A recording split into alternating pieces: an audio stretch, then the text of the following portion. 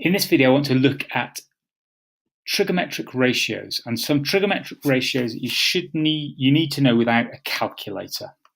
And all I want you to do is to remember that sine 30 is a half, because if you can remember sine 30 is a half, you can construct a decent triangle like this. So I've got my triangle. This isn't to scale, but it is a right angled triangle. So there we go. Now what I'm going to do is I'm going to put the angle of 30 in here. There's 30 degrees. And sine is opposite. So this is opposite. And this is the hypotenuse. Opposite divided by hypotenuse is sine. So that one goes there and the 2 goes there. I'm going to work out this side here that I haven't got by doing Pythagoras. So that's 4, because it's 2 squared. Take away 1 squared, which leaves me with 3, and I square root it. And that gives me this side in here, which is the square root of 3. So now I can look at this 30 and I can work out cosine, because cosine is adjacent divided by hypotenuse. So cosine of 30 is root 3 divided by 2. And now I can also do tan, and tan is opposite divided by adjacent. So tan 30 is 1 divided by 3. And you may want to rewrite this using the surds and do this root 3 over 3. Okay. Now the reason why I said you only need one triangle, you only need to remember this, is because this is 30 and this is the right angle in here. This one in here is 60. So I can produce a whole load of angles next, or 3 more angles I should say. But cosine 60,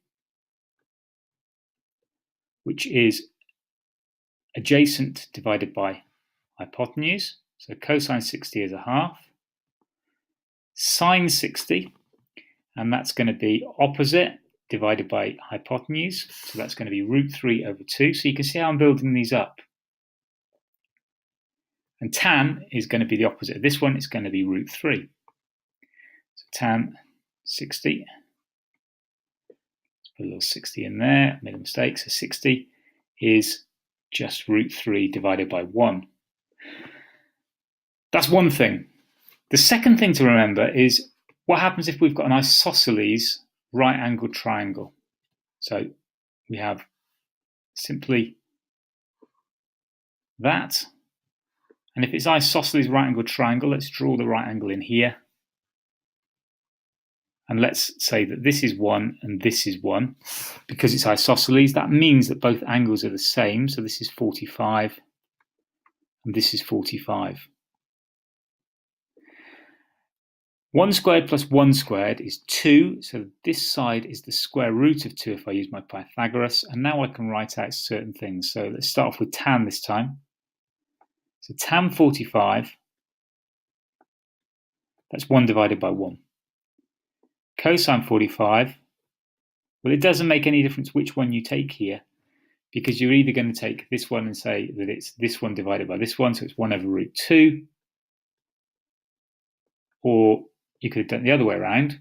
Also, sine 45 is exactly the same, and it's 1 over root 2. So really 2 things you need to remember. 1, sine 30 is a half, and secondly, try and remember this isosceles triangle. And these, by the way, can be written as this, root 2